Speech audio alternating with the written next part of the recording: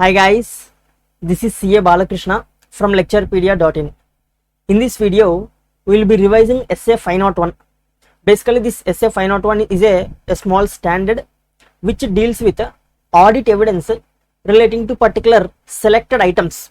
Okay, if you see the name of this standard, Essay 501, audit evidence, specific consideration for selected items. What are these three selected items that will be dealt by this standard? They are inventory, litigations and claims, and segment information. And the two, in relation to these three items, not all the assertions will be dealt. Okay, basically auditor needs to obtain audit evidence relating to the assertions made by the management.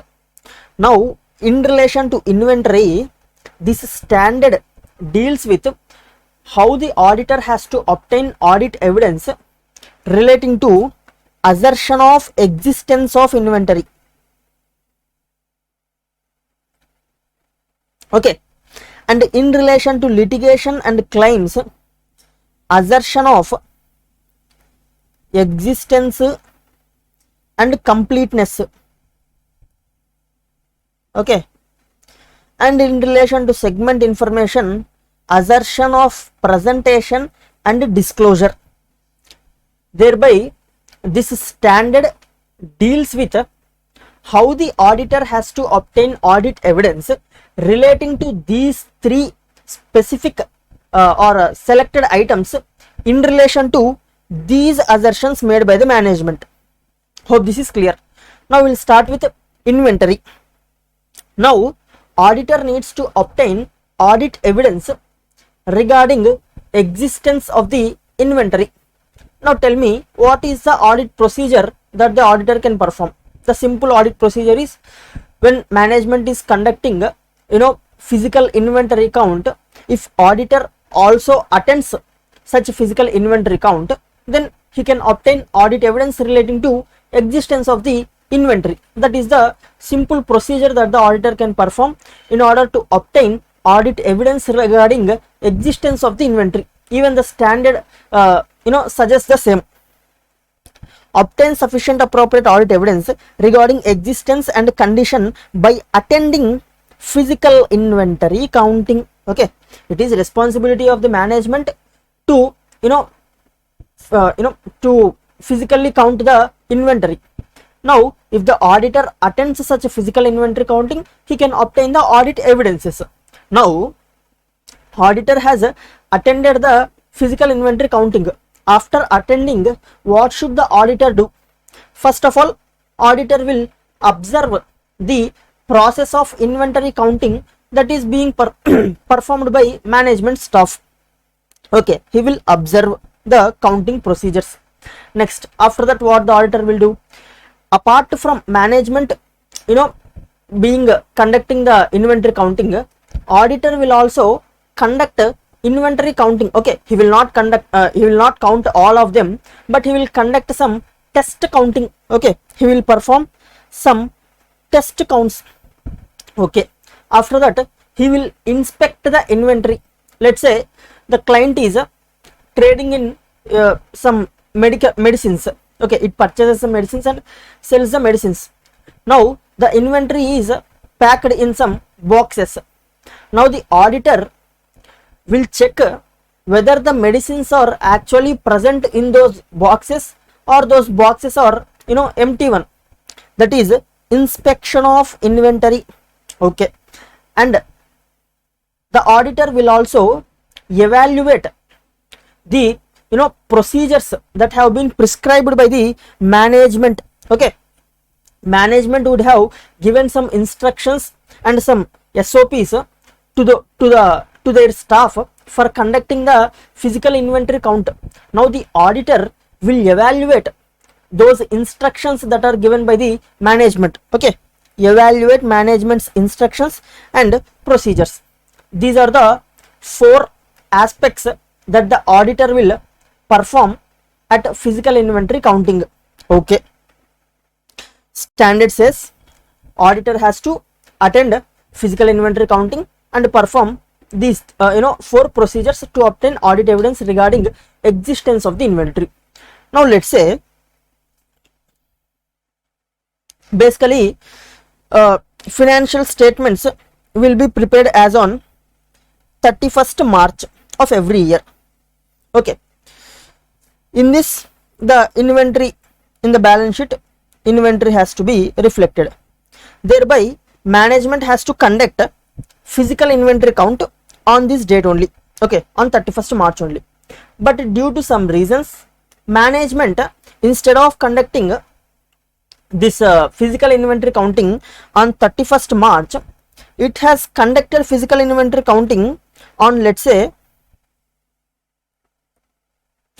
27th March only, okay, or it has conducted physical inventory counting on 5th of April. Okay, due to some reasons management was not able to conduct physical inventory counting on this date, but it has conducted physical inventory counting either on this date or on this date. Okay, now in this situation what the auditor has to do? See, management is conducting physical inventory counting on 27th March. Management would have given information to the auditor.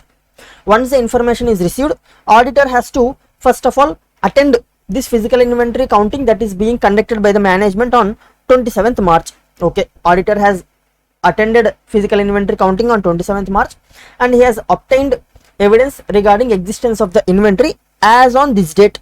Okay, but auditor wants evidence as on this date.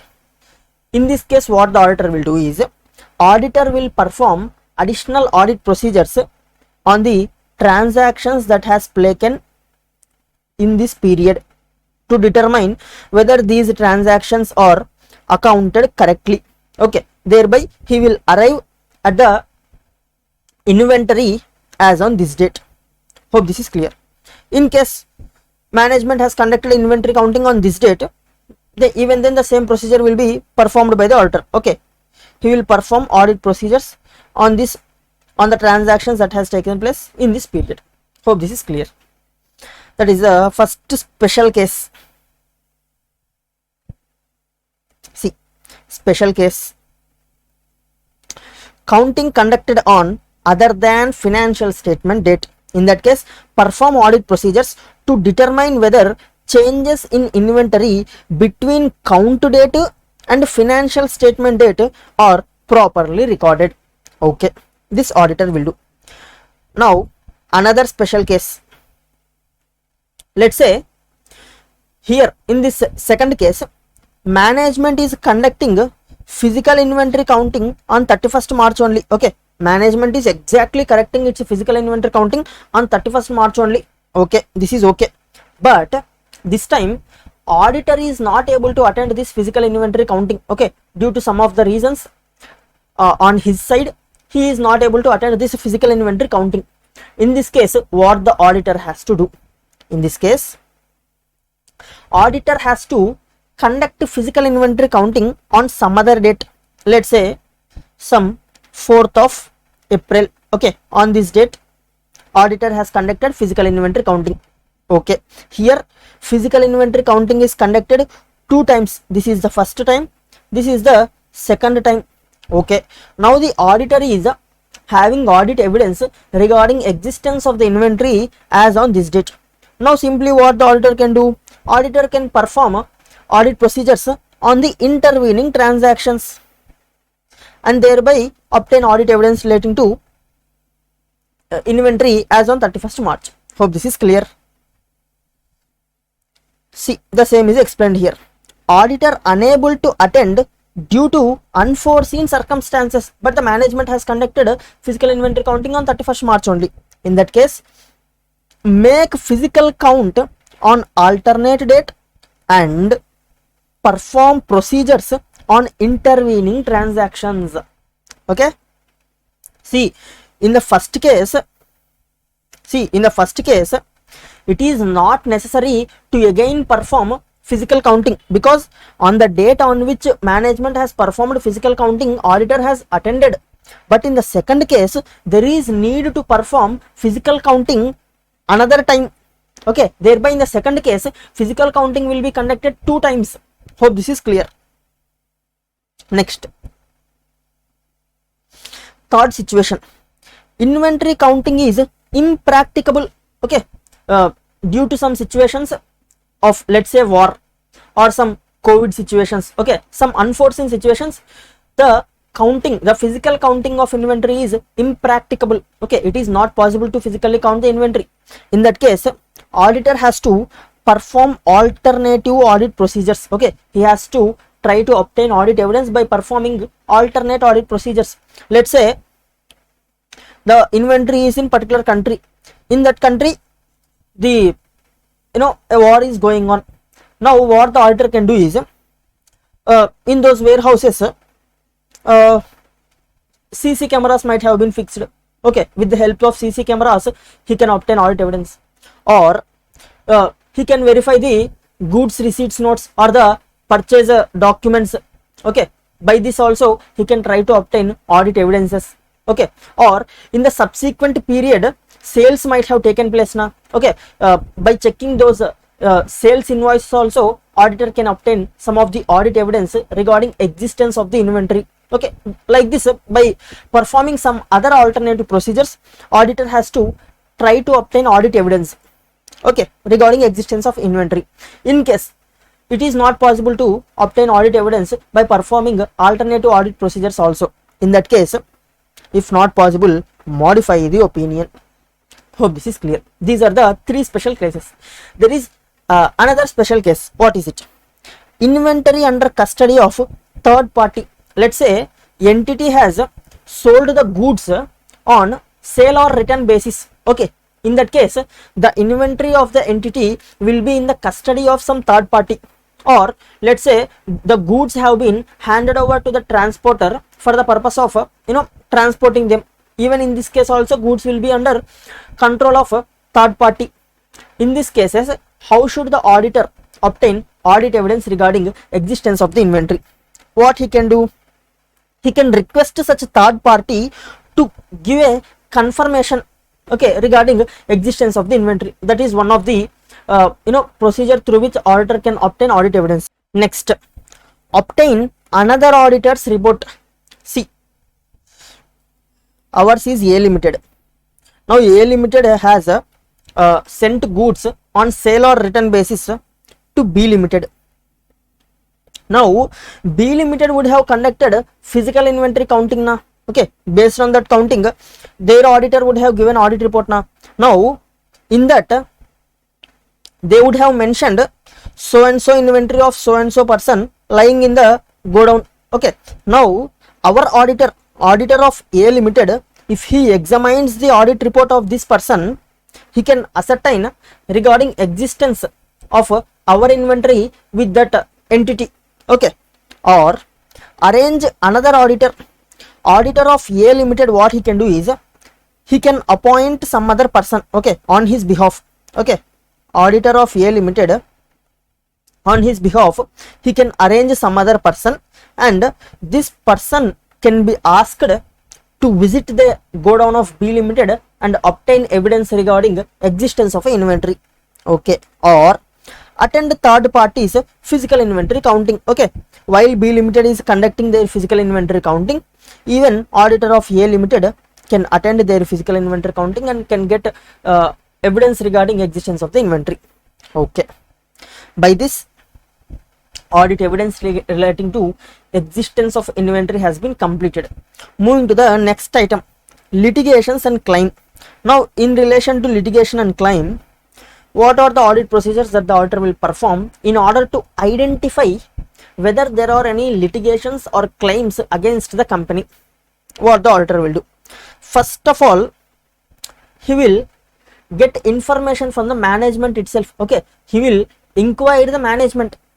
See, inquiry of management and others within the entity. Okay, based on this inquiry, auditor will obtain evidences regarding existence of any claims or any litigations against the entity, and he will review the minutes of meetings of those charged with governance.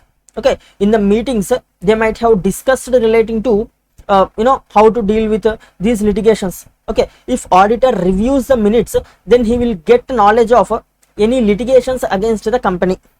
Or review legal expense account. Okay, in the profit and loss account, a particular expense account by name, legal expense account will be there. Okay, if at all any expenditure is debited to that account, then ask for schedule of those expenditure. Okay, from the management. Once you go through that schedule, you will get an idea of what are the litigations or what are the cases that are pending against the entity. Okay, and based on this schedule, you can also inquire the management. Okay, these are the three procedures that the auditor will perform in relation to litigations and claims. Now, by performing these procedures, if auditor finds that there is a risk of material misstatement relating to these litigations or pending cases against the company. Okay, let's say auditor feels that a higher provision has to be provided relating to a particular litigation, but the management has provided a lesser provision. In this case, what the auditor can do is, based on above, auditor assesses risk of material misstatement. Okay, a lesser provision has been provided by the management, but auditor thinks that a higher provision has to be made. In that case, communicate with entities external legal counsels. Okay, you communicate with entities external legal counsels and obtain information regarding how much provision can be made regarding these litigations. In case if management refuses to permit auditor to communicate, okay, management is not allowing the auditor to communicate with those external lawyers of the entity. In that case, obtain audit evidence by performing alternate procedures.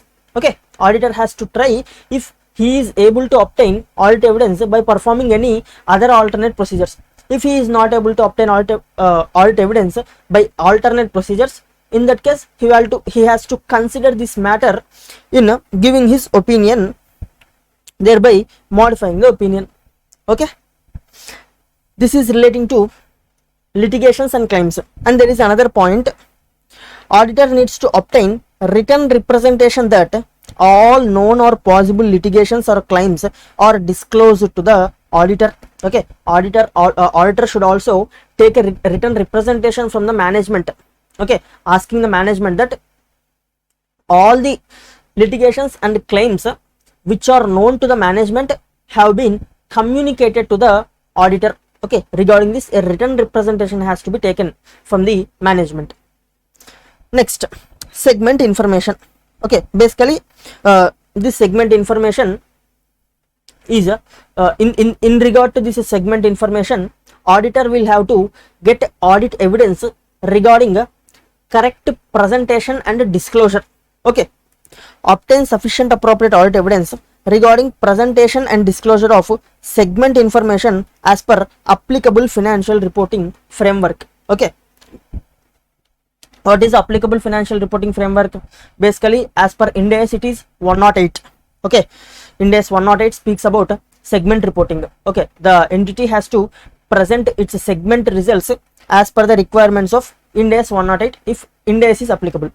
Otherwise, it has to be presented as per Accounting Standard 17, which deals with segment reporting. Okay, this has to be verified by the auditor. By this, revision of SF 501 is done. And in case you wanted to purchase classes regarding paper 6D and paper 4 at CA final level, you can visit our website lecturepedia.in.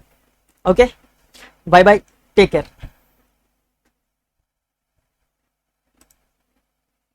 And another thing, you can find this notes in our Telegram channel, and a link to Telegram channel will be in our description, in the description to this video. Okay.